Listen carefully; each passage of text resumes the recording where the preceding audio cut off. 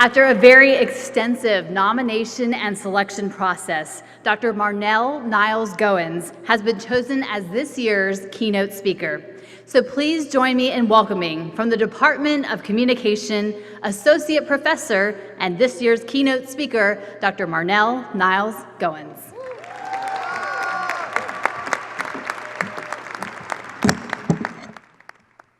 So I'm told it's not real until it's on social media, so I need to do a selfie. Hold on. So, okay, the section in the middle first, and then I'll make my way around. Say cheese. Wait, one more.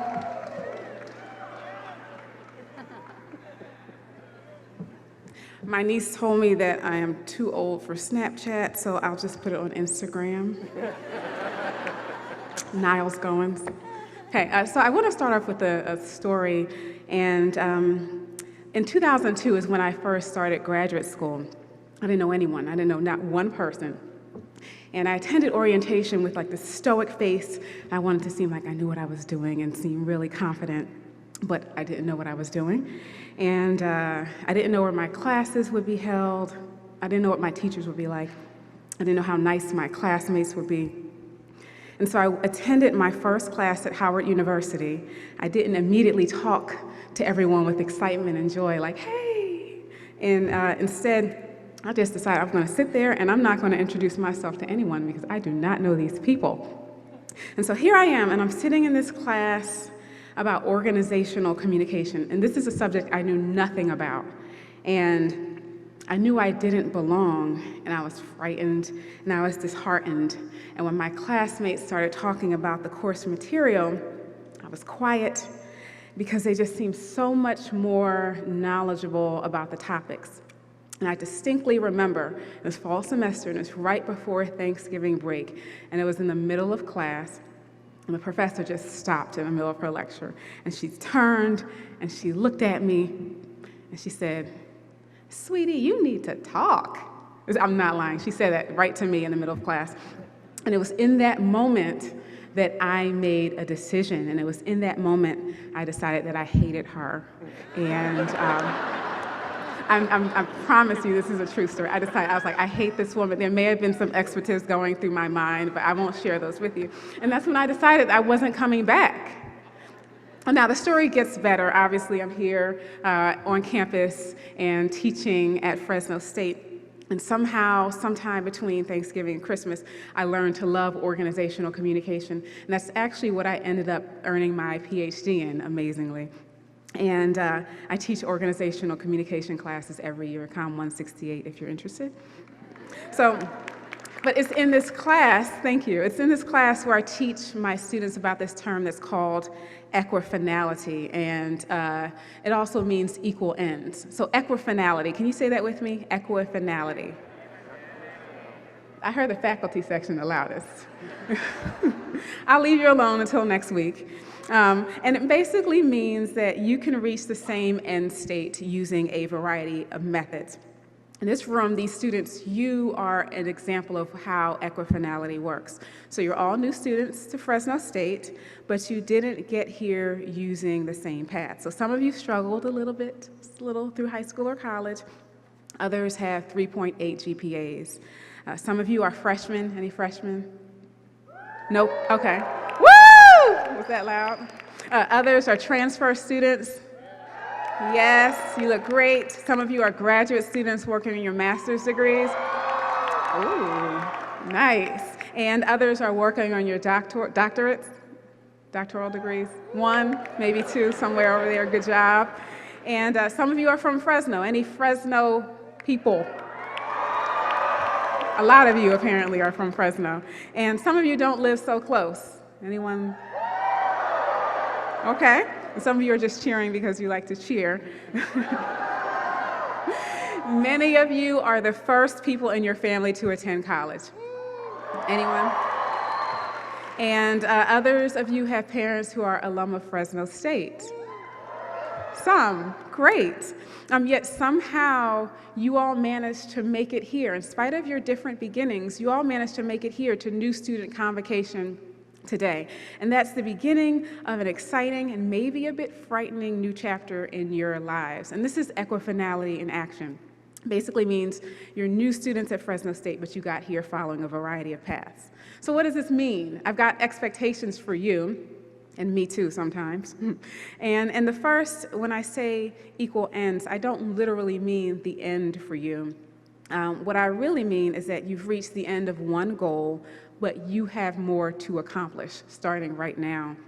And that means you don't get to quit, and you don't get to give up just because things get a little hard, because they will, even if you're talented or you're smart or you're hardworking or you're pretty or you're handsome or you have 1 million YouTube followers. You don't get to quit or stop because you're scared or you're doubting yourself or there's no one else in your classroom who has the same complexion as you. And believe me, I know what that's like. You do not, however, get to quit. You've reached this point, this equifinality, only to start anew. So when you decide you hate that one teacher, maybe, or you forgot to do an assignment, or you get lost on the first day of class, which ends up making you late, don't despair. You've got to keep pushing through, and you've got to keep going. And if all else fails, come to my office and we'll figure it out. Speech Arts 36. Now, another quick story. My grandmother and my mother moved to this country from Jamaica. And my grandmother moved to Philadelphia. She cleaned the house of a woman who took her passport, and she hid it so my grandmother would not be able to leave her and get another job. So here she was in the United States looking for her American dream, without a college education, scrubbing the floors of a lady who essentially held her hostage. But she worked, and she didn't stop, and her decision ultimately had positive consequences for her daughter, who's my mom, and for her grandchildren.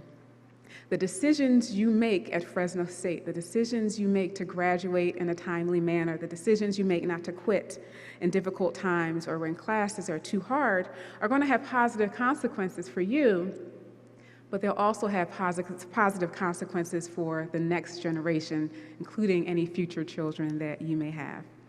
Now, I do want you to know, though, that just because you work as hard as you can, it doesn't always mean you're going to be first. But it also doesn't mean that you should stop working. So your next major goal is to graduate from Fresno State. When I was sitting in those classes in graduate school, I worked as hard as I could, but somehow when I got to class, my mouth stopped working, and I did not have the nerve to participate.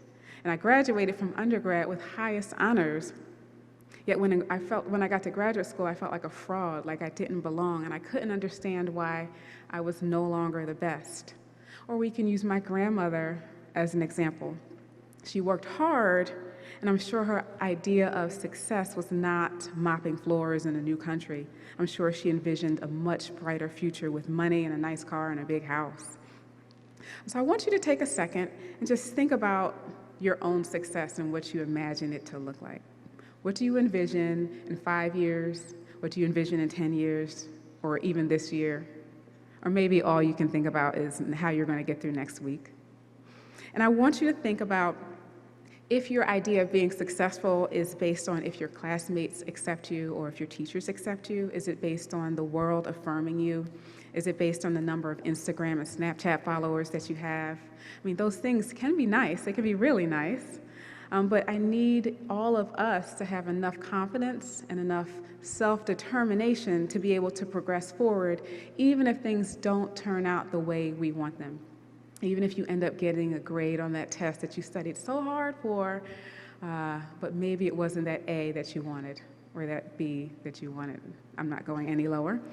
But you have to do it for yourself, and you have to keep fighting for and moving forward and studying and going to class, even if the results aren't immediate. So this academic year, I want us to take a look at ourselves and reassess what is going to propel us to keep moving forward. And if it's fame or fortune, then maybe we need to reevaluate what we're doing and why we're doing it. Because there are deeper values that we all have and more important things to work toward. And remember, we don't get to give up, even though we're not necessarily number one. We've got to keep it moving because we have this new end goal, this new sort of equifinality to reach. I have to tell you something.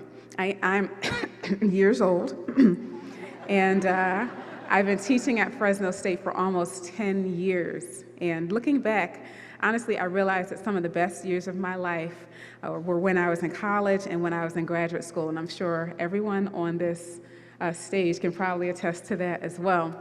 And at Fresno State, the classes you take, the professors who instruct you, the friends you meet, the clubs you join, the service learning that you engage in, they're going to, yes, service learning, yes.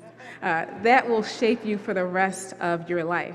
Like, I went to college with 2 of my bridesmaids. 3 more of my bridesmaids were women that I went to grad school with. Had a lot of bridesmaids. And that same professor that I decided that I hated so much ended up coming to my wedding 9 years later. That was a long time ago, though. And I still, years later, I still wish I had studied a little bit more for that history final my sophomore year of college. I'm friends with several of my professors on Facebook. I still laugh about the time when we dared my friend to mix up her entire dinner in the cafeteria and eat it, including the soda, the chicken, the mashed potatoes, the ice cream, and then we put all this salt and pepper on it and mixed it up and dared her to eat it. I mean, that friend may or may not have been me. I got at least $10 out of it.